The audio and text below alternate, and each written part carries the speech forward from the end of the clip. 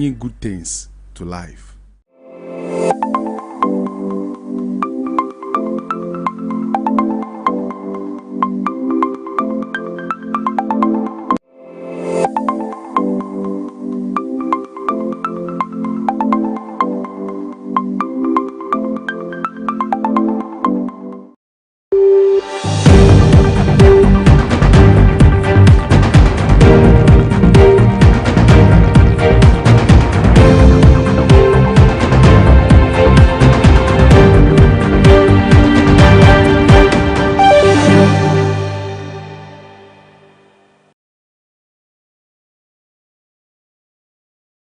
Hello there, this is the evening news bulletin at 6 p.m. I am Anastasia Baddoo, and tonight these are top stories.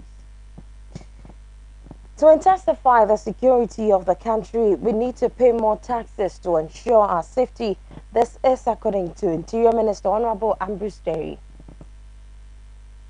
And still to come, the University Teachers Association has finally called off their strike. However, this decision is set to last till 4th March 2022, by which the association is expecting that a favorable outcome would have been achieved.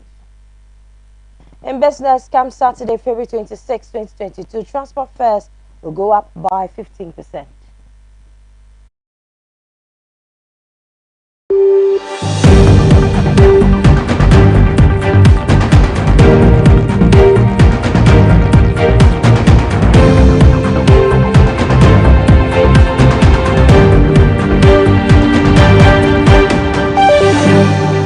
While we bring you details of these stories and some others from Parliament, sports and entertainment, we're streaming live on Facebook Adoa TV, Ghana, YouTube Adoa TV, GH. You can also visit our website on www.adoanewsonline.com. I am Anastasia Baddoo, and to the principal story. The University Teachers Association of Ghana, UTAG, has resolved to suspend its industrial action temporarily. This followed an emergency meeting by UTAG's National Executive Committee on Monday to evaluate their ongoing strike. Prior to these meetings held between the leadership of UTAG, Parliament's Education Committee, the Fair Wages and Salaries Commission, the Education Minister and the Labour Minister last week had ended inconclusively. UTAG wants government to restore their 2012 condition of service, which pegged the monthly income of entry-level lecturers at $2,084. The association has complained that the current arrangement has reduced its members' basic premiums to $997,804. Statesmen such as former President John Ejekun Kufuor, Sam Jonah, some vice-chancellors, among others, had also weighed in and pleaded for the lecturers to return to the classroom. But the latest decision leaves students with some optimism as their academic work is expected to resume. Per the statement, UTAG has agreed to heed the advice of the eminent leaders, the Select Committee on Education, and the court ruling to suspend our strike action. The decision is set to last until March 4, by which time a favorable outcome would have been achieved amid further engagement. The announcement, signed by UTAG's National President Professor Solomon Nuno, also reiterated that a roadmap had been agreed between the association and government. In that regard, negotiations will commence in earnest and completed within the agreed period and the outcome. Meanwhile, the legal processes on the legality or otherwise of our strike action pending before the court will continue to its logical conclusion. On February 15, the court granted an interlocutory injunction against UTAG's industrial action after an appeal by the National Labour Commission. The NLC dragged UTAG to court after attempt to have UTAG call off its strike failed. UTAG has been on strike since January 10, 2022, over government's failure to review their conditions of service since 2017. Students continue to suffer the repercussions as the lecturers have refused to back down on their demands.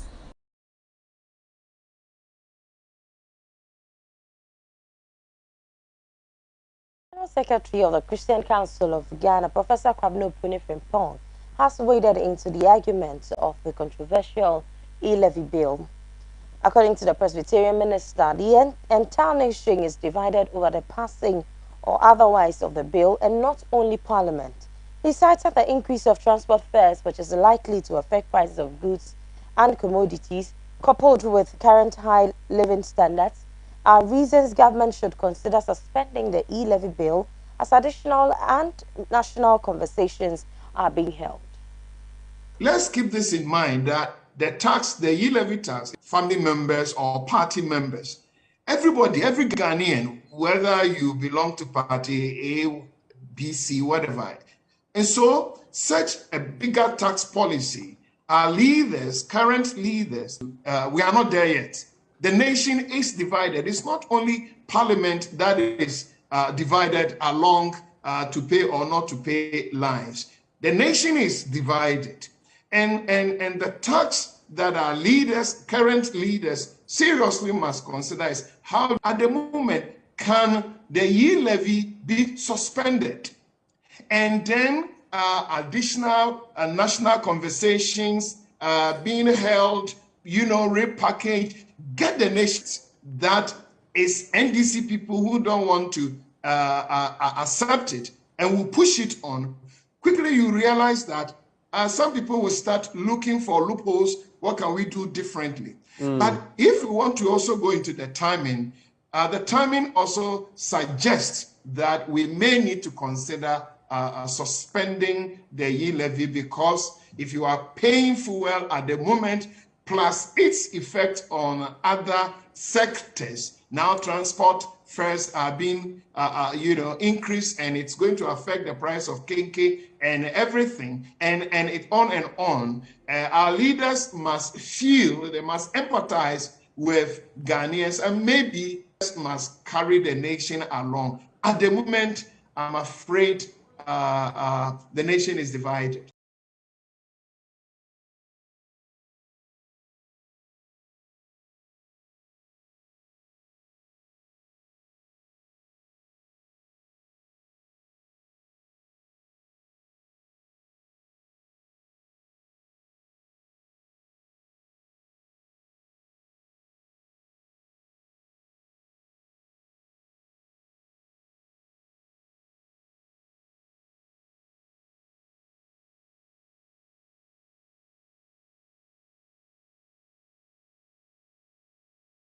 Government is looking at passing a bill into law which will require electronic money users to pay 1.5% of all transactions above 100 cedis as tax. Minister of Interior Honorable Ambrose Derry says Ghana now more than ever needs taxes to improve upon a lot of things, especially security. According to the minister, as a sovereign state, we should be able to invest in our own security with our taxes, as no country will do that for us. All of these he made known while speaking at a town hall meeting. I want us to start with security, and I want to be practical. In early 2018, His Excellency the President came to this region to commission water project at Adoa. At that time, you could not move freely in Wa town at 6:30. True or false? They would take your motorbikes, rob you. Right, it was there. Why? Because the security were not financed adequately. We took the challenge. We employed more people. We trained them. We equipped them. There used to be one gun maybe for a whole district. One policeman will be holding it. When he's on duty, he waits for another one to come. We have done something, brought vehicles. Each of you sitting down here asked me to give you more vehicles in your districts. Not so? But how can we finance our security? Today, Wa and the Upper West is safer because of the investment of the government in security. President visited Wana and he acknowledged it, gave smokes to the defense minister and I, and we are safer now. The whole sub-region is in turmoil, but we are investing money to make sure we are safe. No country outside would invest its money in our safety, in our security. No one will do that. So what do? We have to pay taxes. And I've already told you, how much is it at all? It's not much. The same people who say it is not a good tax, tell us that if we implement the tax, we will lose the next election. We say approve so that we lose the next election. In any case, that's why you are there. You want us to lose. So you see, they're changing the story. The most offensive one is that we should go to IMF. We went to IMF before. What was the result? High youth unemployment. This year, last year, thanks to the government, finance minister, we started recruitment. 5,000 police, 2,000 each of other services. The applicants were so many that the short list for immigration was 100,000. And you wanted 2,000. That's the extent of youth unemployment.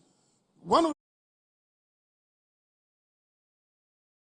the reasons why we want this tax is to ensure that we provide our girls and boys, our sons and daughters employment. You say we shouldn't collect it, so they should be unemployed. We take the money from those who have and provide the intervention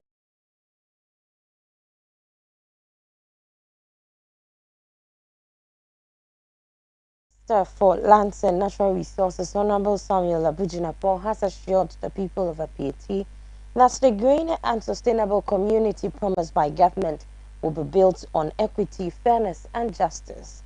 The minister declared this when he again paid a working visit to Apieti together with the Reconstruction Committee on Monday, 21st February 2022. The Minister of Lands and Natural Resources, Honorable Samuel Abujinapo, has paid a working day visit to the township of Apiachi. The visit was to, among other things, check up on the well-being of the people of Apiachi, update them on government's roadmap to restore the township, and also make arrangements for the temporary inhabitants of the people of Apiachi. He witnessed for himself some temporary structures embarked to house the displaced people of Apiachi before the rain sets in. Speaking at the Deba, Honorable Samuel Abujinapo disclosed that some uncompleted structures originally being constructed by FGR, a private mining company based in the region, to resettle the Dumasi township will be completed and finished to temporarily house the people of Apiachi before the rain set in. He said, these tents cannot protect you from the rains, so in the interim, we have agreed with FDR to have you move into their building while we settle on plans to begin with the third phase, and that is to rebuild the community itself. Honorable Jinapo assured the people that work at these uncompleted structures will begin as soon as possible with roofing, fixing of doors and windows, adding that all the monies accumulated from the Apiachi Support Fund will be put to judicious use while ensuring transparency and accountability. We will ensure that all these monies being donated into the fund are put to judicious use. I assure you that the community will be built on equity, fairness, and justice.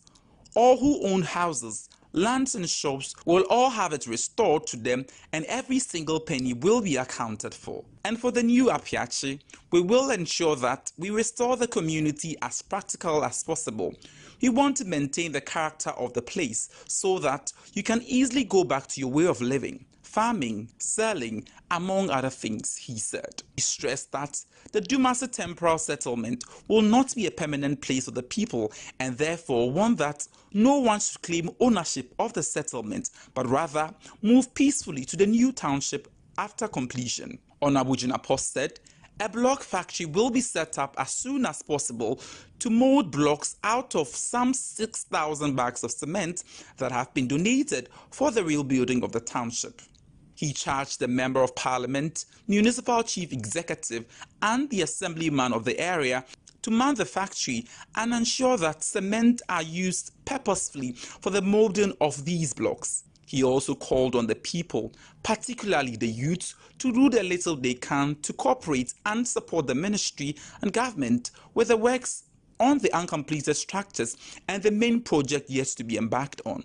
Admonishing them, the minister said, Inasmuch as people all over Ghana and abroad are donating to build the community, the people must also help any way they can. We are not asking for money from you.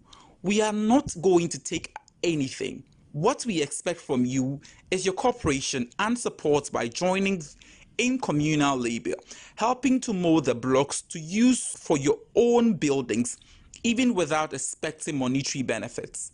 Honorable Samuel Abujinapo thanked Ghanaians for all the support through donations so far and called for more from Friends of Ghana and the diaspora for the reconstruction of the green and sustainable community. The minister during the visit also inspected the Dumasi temporary structures as well as the reconstruction of the road which was affected by the explosion. During the inspection tour, Honorable Benito Wusubio, the chairman of the Reconstruction Committee and Deputy Lands and Natural Resource Minister, briefed the minister saying, per the inventory taken, the Dumasi settlement will be able to house all the 800 displaced persons with about 4 people in each room. He assured that work on the temporary structures will begin as early as Monday, 28 February 2022, with standard roofing and furnishing, although temporary. He disclosed that companies like Tropical Cable, the Forestry Commission, among others, have promised to provide needed logistics for free. The chief of Apiache, Nana Atakwejo Brempi, expresses appreciation to the government and the ministry for all the efforts towards the rebuilding of Apiache, while urging the people to support the project and remain patient as government zooms into the third phase of the project. At the Durbar held in honor of the minister, his entourage, the Reconstruction Committee, gave a presentation to the people of Apiache, displaying a scenario of a final outlook of the community after completion. The presentation detailed where the markets, community center, schools, and personal settlement will be.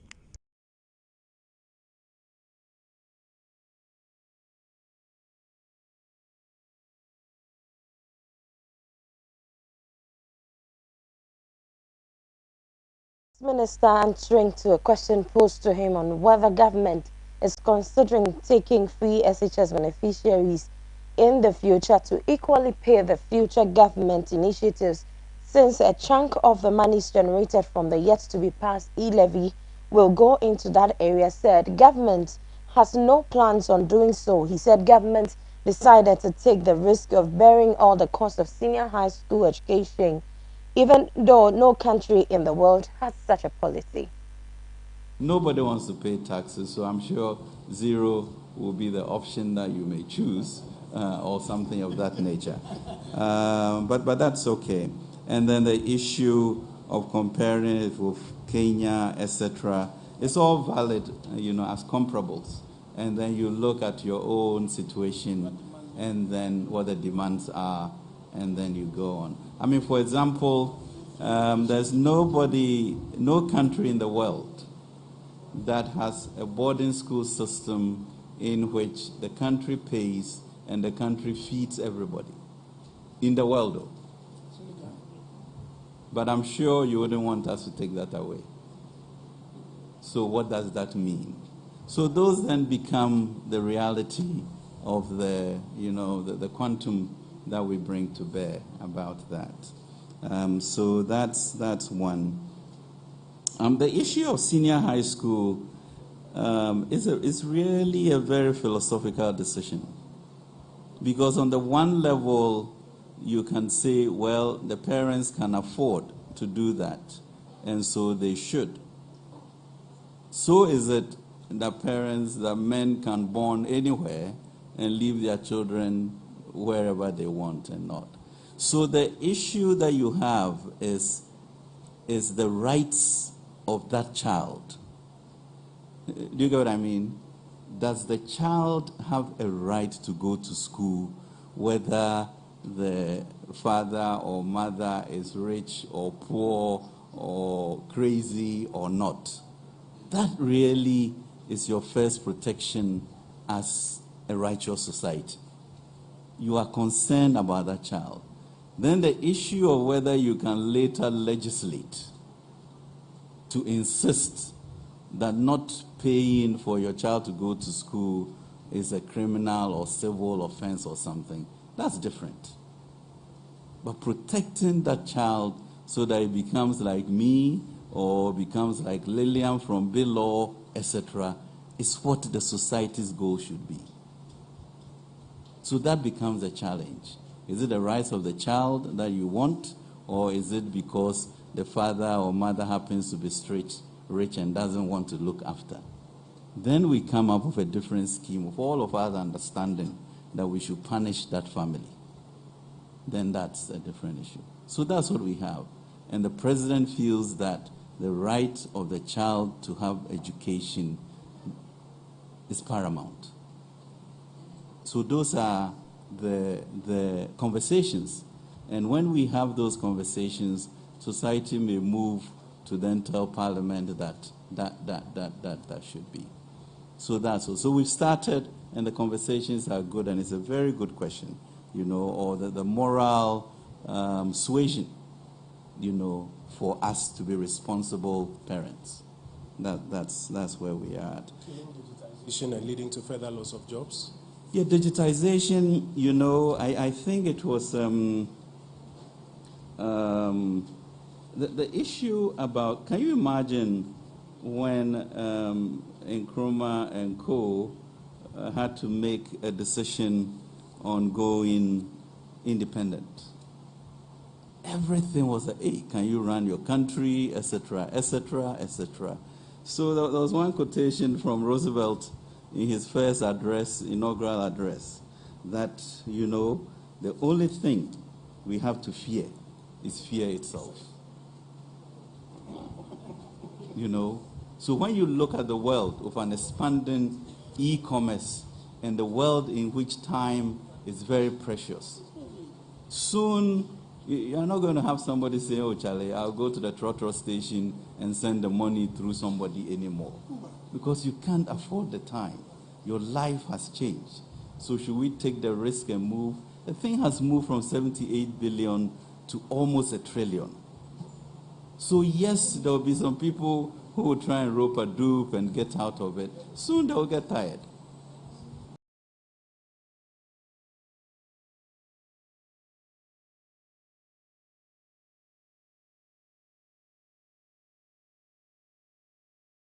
The NCC boss, Josephine Nkrumah, who has resigned her position effective April 30, 2022, will take up a new job from May 2022 as the ECOWAS ambassador to Liberia.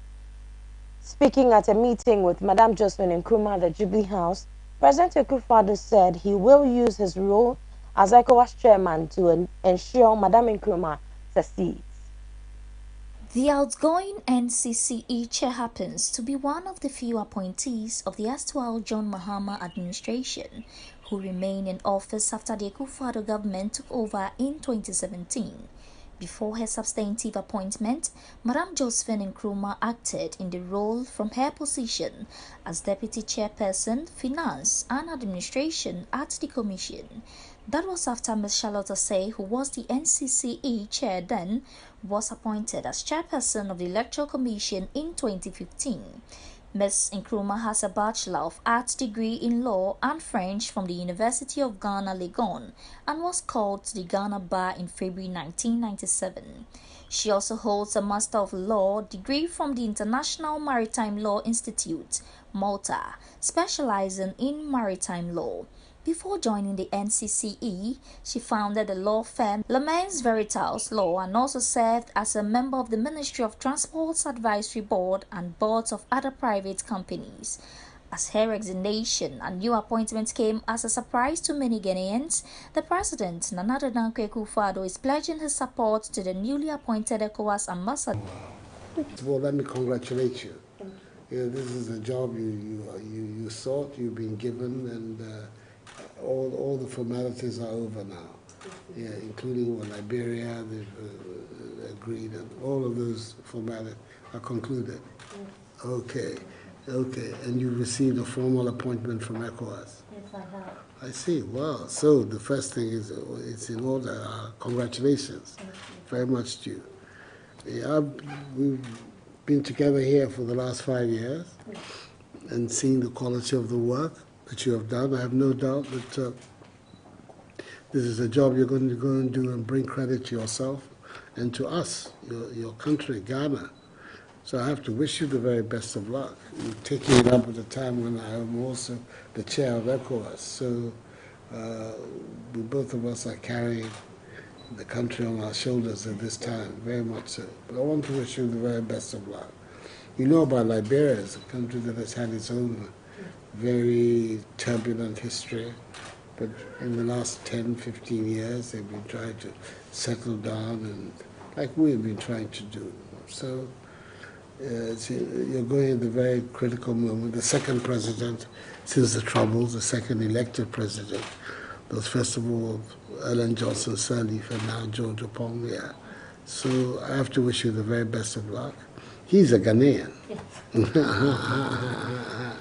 So you'll find it very easy to find a connection with him and working with him and everything. Yeah.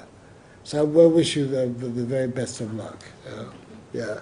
We're there. If there's any problems that occur in the course of your tenure as the ECOWAS ambassador, you know that you can always count on us to step in and try and help.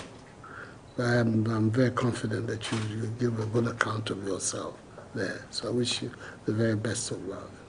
Thank you, Mr. President, and I'm to hear that you're always there to support.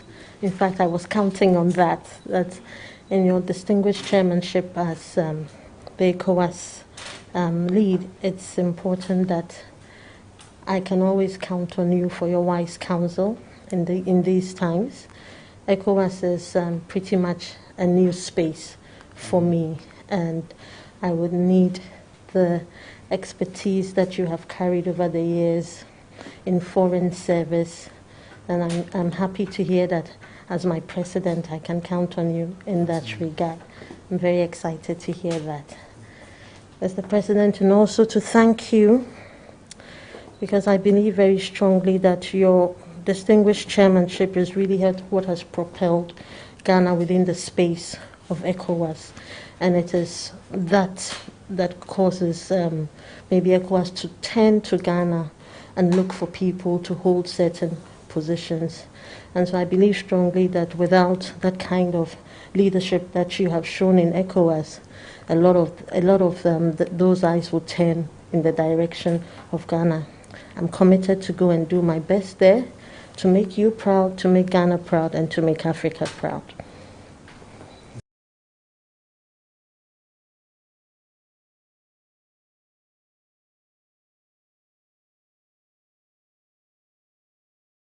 Congratulations to her. Residents of Yakoi in the Sola Tuna Kalba district of the Savannah region have appealed to the government to extend electricity to the community. The appeal comes at the back of the negative impact the absence of electricity is having on the social and economic lives of the people. The residents made this appeal during the second annual celebration of the Yakoi Meka Youth Association Festival. Salif Adam Jabu, a corresponding reporter in the Savannah region, was at the Durbar and comes to with the following report. Delivering the keynote address on behalf of the president of the association, Mr. Kofi J. Peter, underscored the importance of the association. According to him, the Yemia Festival is a community-based initiative that has been instituted to be celebrated every year to promote development and showcase the rich Bofi-Brifo culture to the rest of the world. He therefore urged all youth groups in the Savannah region to follow suit to promote unity and development in their respective areas. He added that since the outdooring of the Community Youth Association, they have been able to recruit 2 community-based teachers to assist pupils in the basic school whom they pay through the little offers from the association account. The Youth Association expressed gratitude to the Savannah Regional Minister for supporting the community basic school with a number of desks to help improve effective teaching and learning, while still calling for more support from the minister to uplift the image of the school and community. He also appealed to benevolent individuals, groups and organizations to help renovate the community classroom block. The primary school has not seen any major renovations since its establishment in the year 1987. Also, the association equally called on the DCE to, as a matter of urgency, help them dredge the community dam, which was constructed in the year 1980. Sustainability of water, which has been a major problem to the area. Taking his turn to address the assembly, Dr. Gabriel Bernaku of the Yokwi Yemi Youth Association added that you tell something to God, you tell the air. So honorable DCs and government representatives, Savannah land is the richest land in Ghana, and therefore you need to repackage and start training engineers in the region now, because that is the land that is the savior of the country. I'm saying this because look around, you can find shea trees around. If you count about 100 trees right now, you can get about 99% of the trees around as shea trees. This is big gold. It is bigger than gold. But you can only know that shea is bigger than gold if you have engineers. If you have chemical engineers, if you have environmentalists, if you have more agriculturalists, and in fact, if you have more people trained in the sciences, that is how you can discover more resources in the Savannah land, and in fact, the Gonja Kingdom.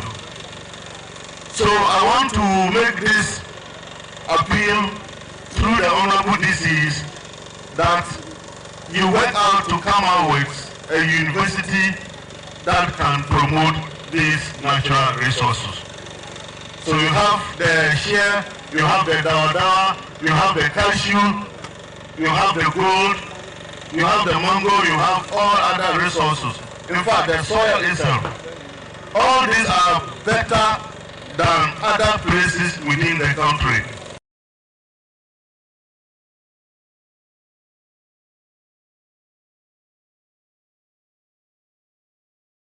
In Parliament, Speaker of Parliament Alban Bagbing has chided parliamentary committees for the slow pace of work, which he says is plaguing the committees and subsequently affecting Parliament. Speaking on the matter which he describes as pertinent to the functioning of Parliament, which also lies at the core of the August House, Speaker Bagbing says he will not allow such acts to continue.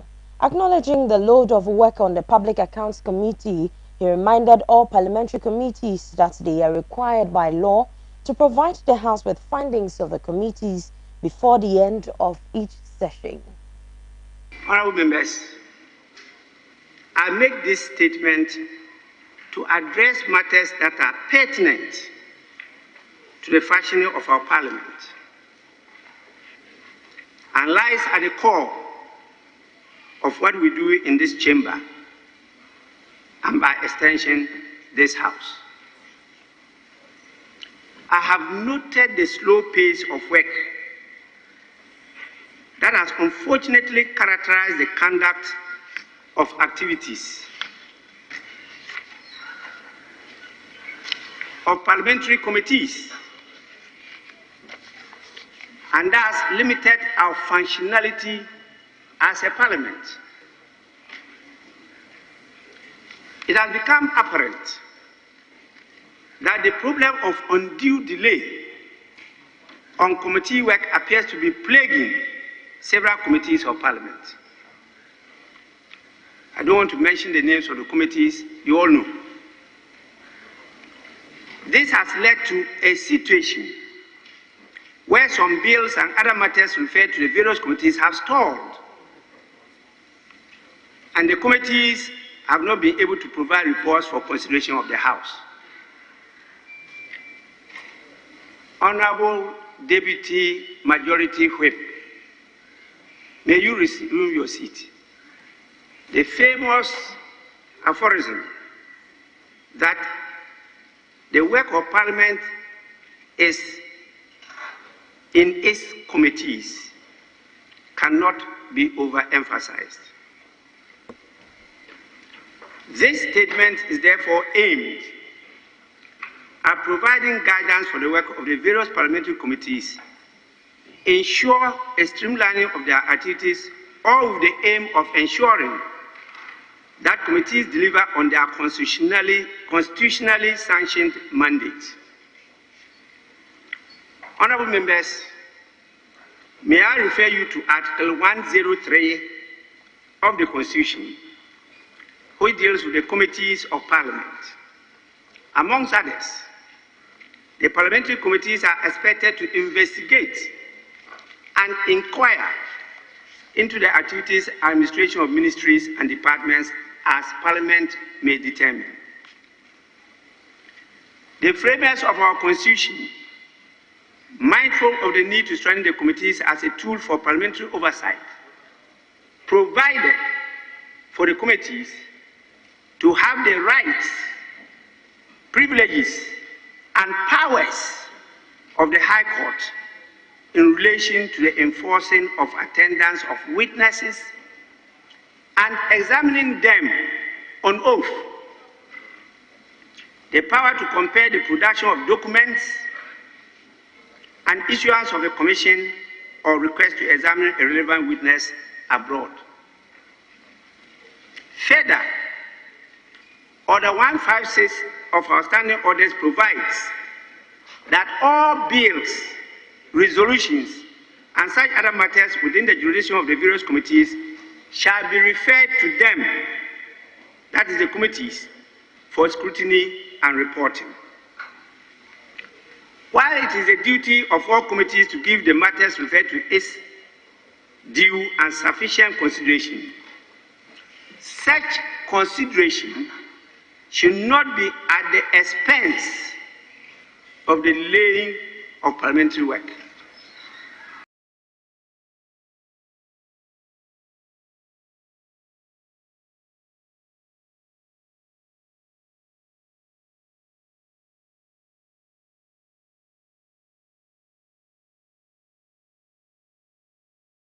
Well, First Deputy Speaker has overruled a private member's motion which has been in the House for over a year now, seeking to have the House set up a bipartisan parliamentary committee chaired by a member of the Minority Caucus to inquire into the expenditures made by Ghana government in relation to COVID-19 since the outbreak of the pandemic in 2020.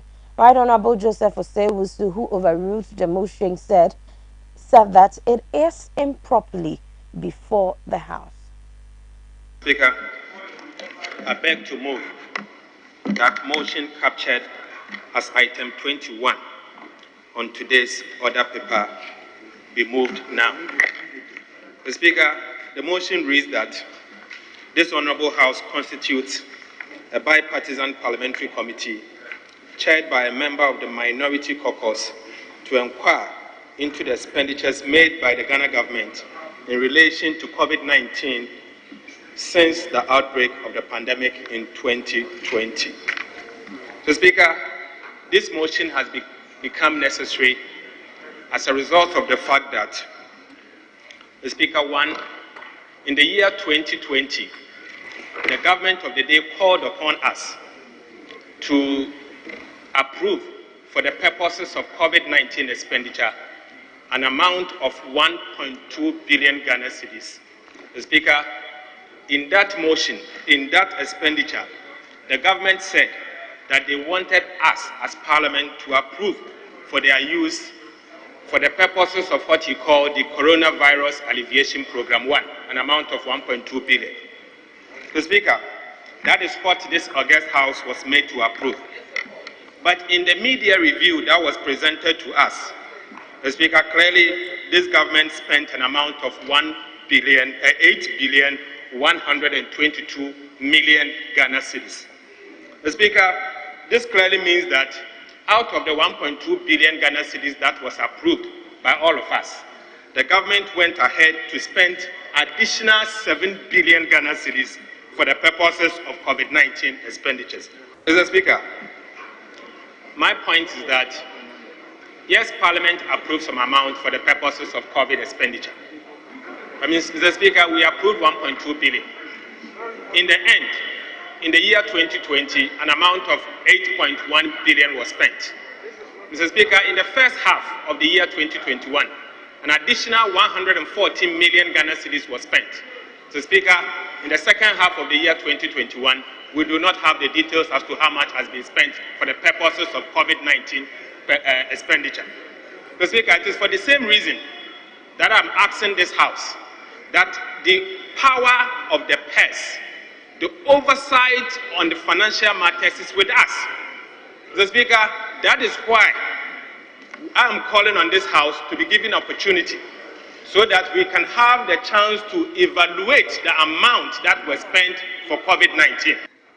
The matters that we are called upon to set a committee to investigate, can we say they do not come under any of the select or standing committees of the House?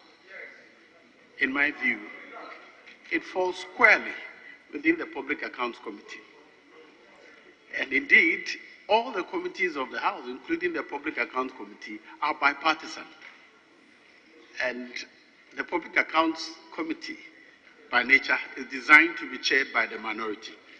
So in all its forms, and all the questions related to the Public Accounts Committee, if it is minded to investigate anything related to the COVID expenditure, it fully stays with the authority and the power to investigate that, particularly because all the accounting of it have been provided for in the budget, which budget have been presented before the House, and it is before the committee anyway.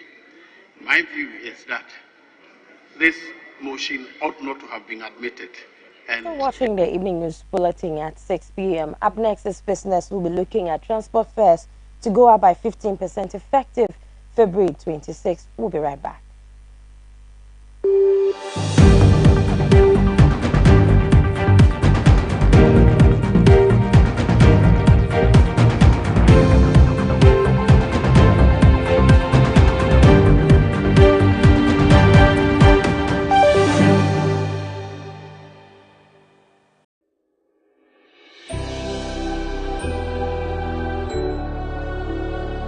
Welcome aboard the safest airline in Africa. With industry-leading safety measures to protect your well-being. The first in Africa to earn a diamond standard of safety. Offering a more contactless, safe, and seamless experience. Delivered with a smile by Africa's first fully vaccinated crew. Creating special memories that bring the joy back to flying, so you can continue making memories with your loved ones. Book your flight with RwandAir today. RwandAir, the safest airline in Africa. RwandAir, fly the dream of Africa.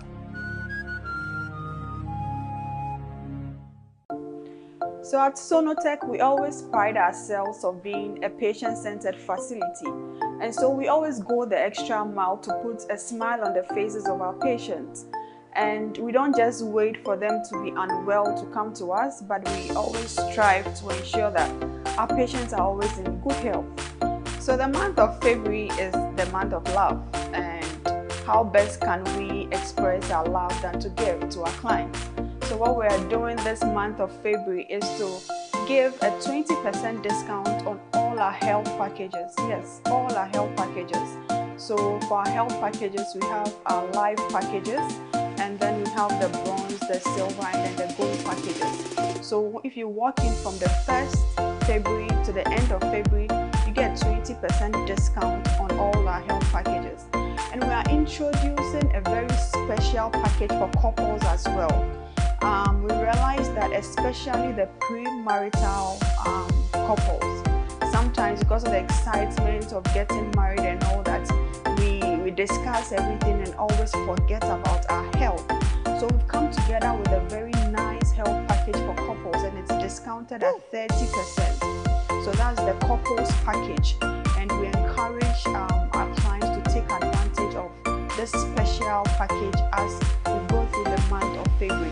This is our way of saying that we love our clients. This is our way of giving back. This is our way of putting smiles on the faces of our clients. In addition to this, you can also walk in and pay for a loved one.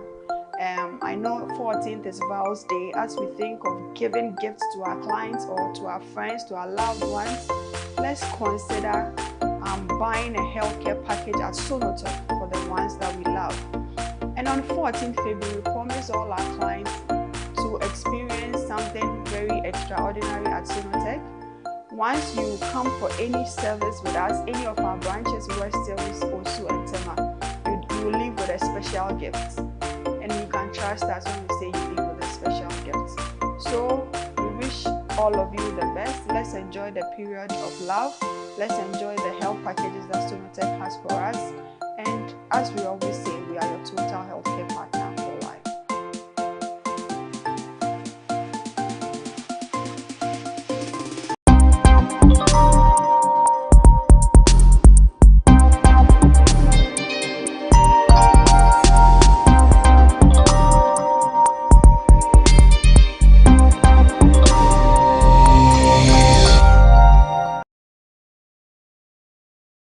Welcome back to the business segment. Now, transport operators in the country have agreed to adjust fares by 15% beginning Saturday, February 26, 2022. They concluded negotiations on the increment after a marathon meeting on Monday. The increment will affect shared taxis, intracity popularly known as trotro, and intercity transport. The drivers say the hike has been necessitated by the increase in the price of fuel and the economic hardship the country is facing, which has affected their work. Member of the communication team of the Ghana Private Roads Transport Union, Samuel Amoa, urged the public to cooperate with the drivers to implement the new charges successfully. After lengthy deliberations and discussions, the conclusion was that transport operators have been given 15% upward adjustment of transport fares, and the agreement is that this increment is taking effect right from Saturday, February 26, 2022. Just to go strictly by this directive from the ministry and the transport operators. Currently, the approved transport fare is the one with the 15% increase because that's what we have agreed upon, he said. The transport unions have proposed a 30% upward adjustment, but after a meeting with stakeholders on Monday, they agreed to increase the fares by 50%. In weeks, there has been a consistent increase in the price of fuel at the pumps, a situation many drivers have described as insensitive.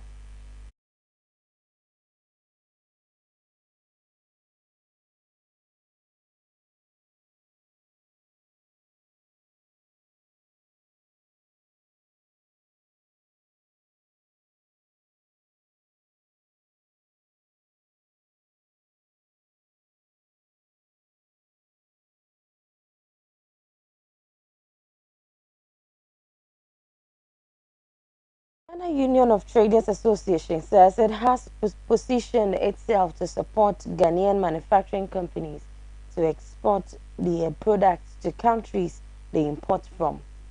This is to support the government's One District, One Factory initiative, promote Ghanaian products, help in shoring up the country's foreign exchange, and address the free fall of a cedi.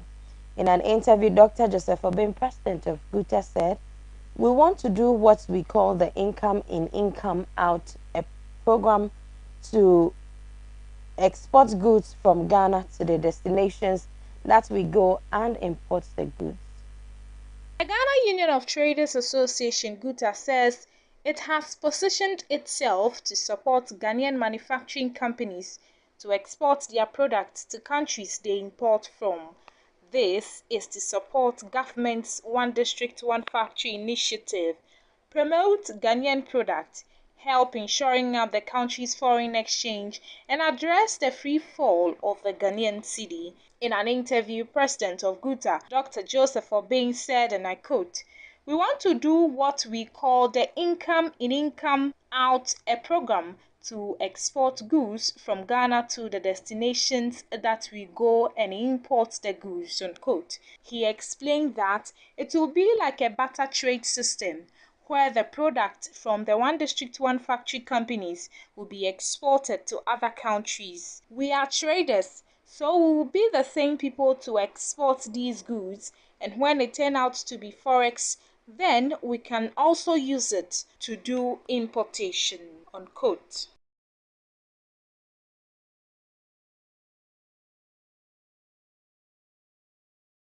That's all we have for business. Coming up is sports.